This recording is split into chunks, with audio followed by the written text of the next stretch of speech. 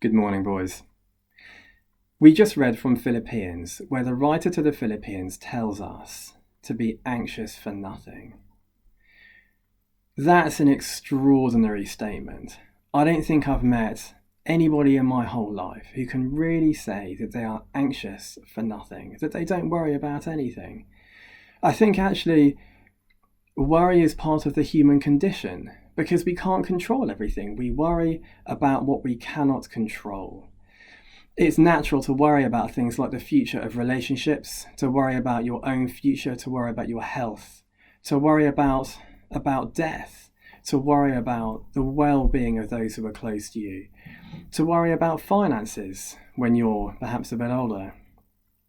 And the reason we worry about all these things is because we can't control them. They lie beyond our reach. So, what do we do? How do we come to this place of being anxious for nothing? Well, I think the first thing to do is actually to recognize when you do have a problem, when there is something that troubles you, and then to do something about it. And the first thing to do about it is to ask for help. If we worry because we come to the end of our resources, if we worry because we come across a problem that is beyond our ability to solve, then we need to ask for help. And actually, as a teacher and as someone who works with people day in, day out, I would love people to be a bit freer in asking for help, in acknowledging where they've come up against something when it's too great for them.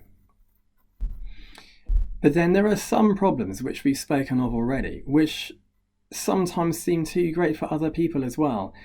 Some things when we tell them to other people, such as depression, such as fear, when you tell them to another person, the other person can't always make them go away for you.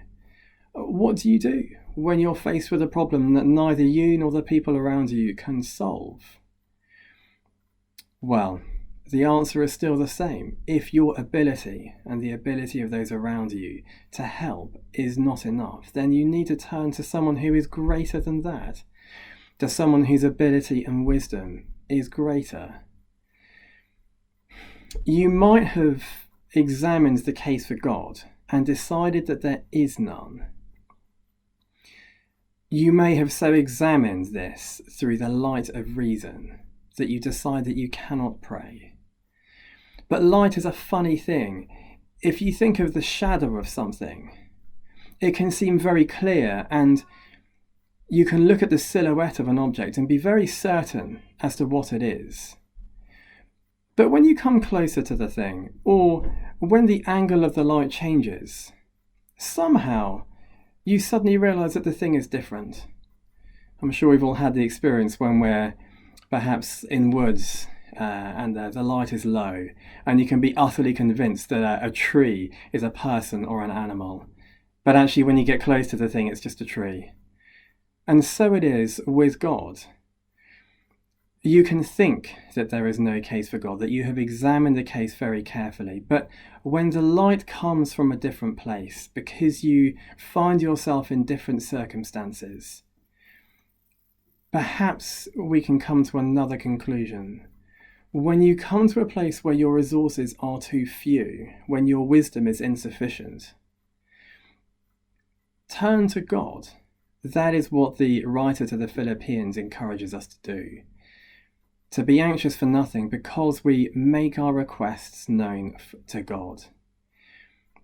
God is no fool. He would not invite us to share our requests with him if he would not heed them.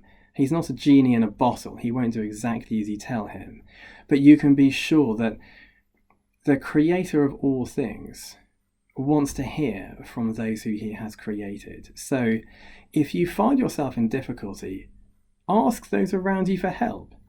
And if you find yourself in such difficulty that nobody can help, then ask God for help. That is what prayer is. Thank you, gentlemen.